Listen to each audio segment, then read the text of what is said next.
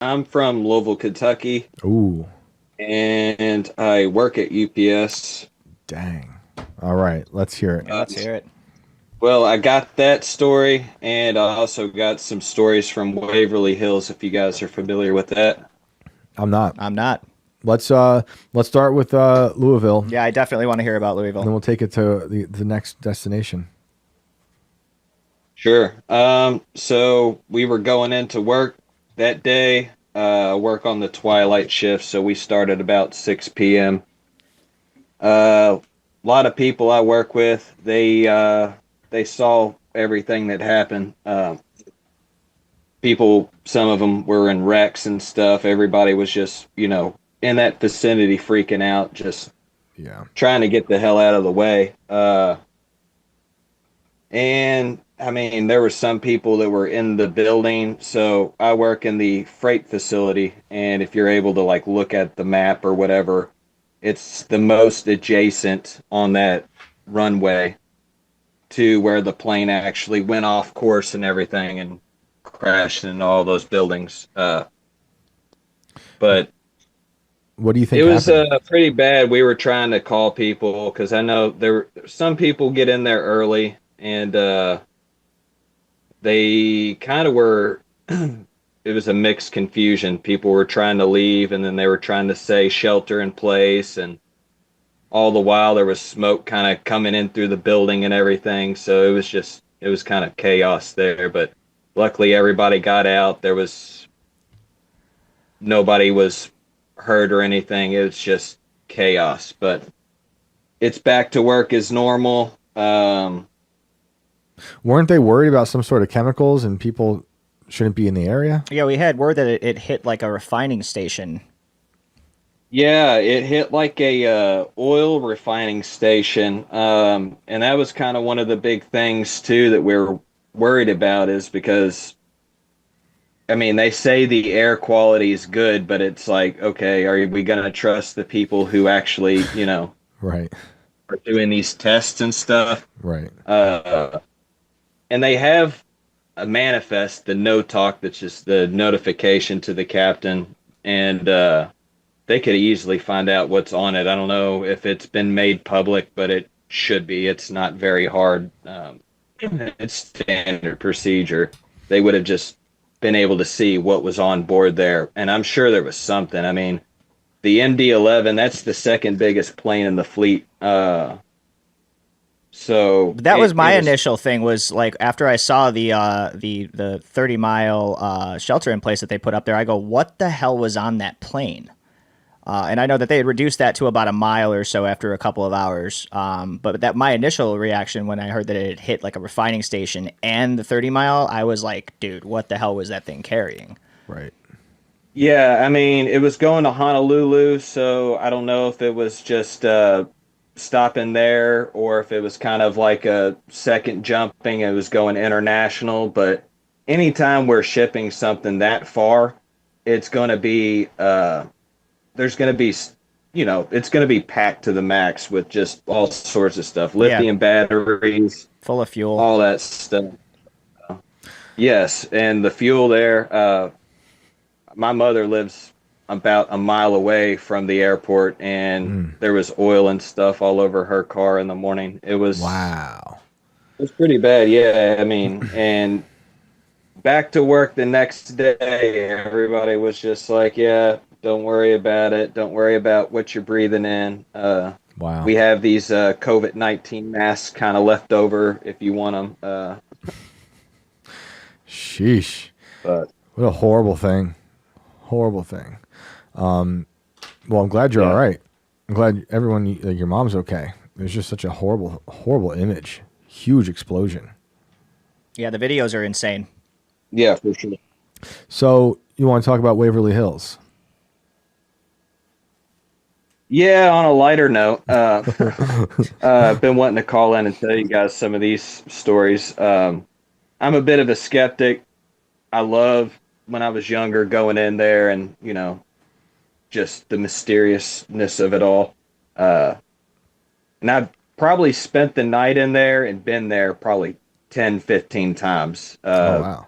It's always fun to do, but one for those, story. real quick, before you get into the story, I just want to tell everyone who doesn't know, this is a sanatorium in Kentucky, and Yes, correct. this is a wild looking place.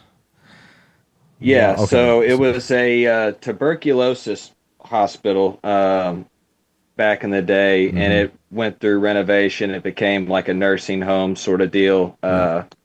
But everybody knows it as just the TB hospital in Kentucky. There's thousands of people who passed away there from it.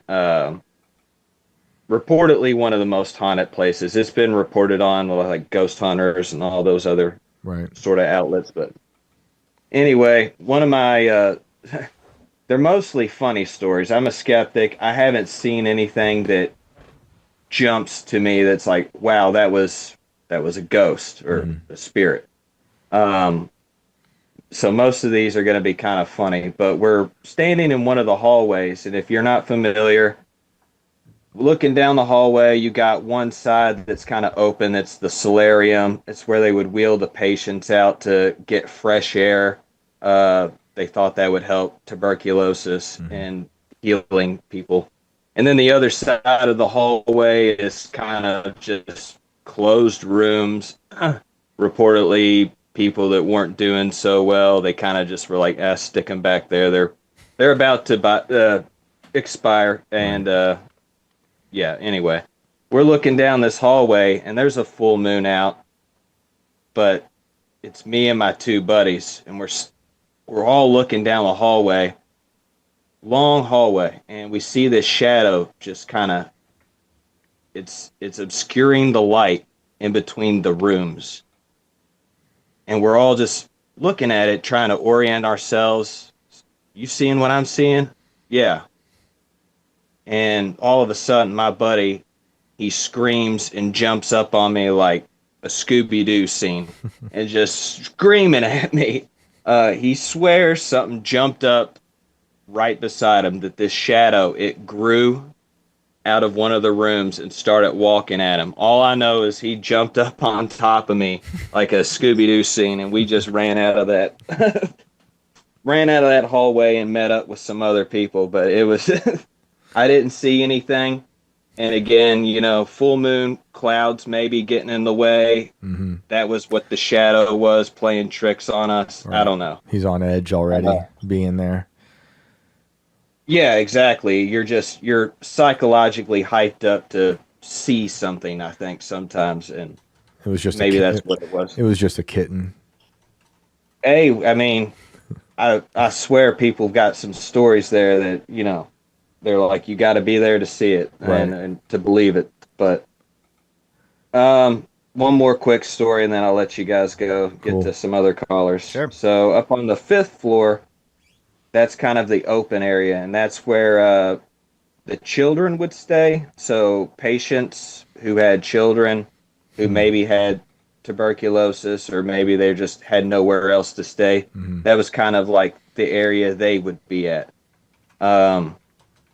And so it was kind of open. That's also the notorious place where supposedly a nurse had hung herself.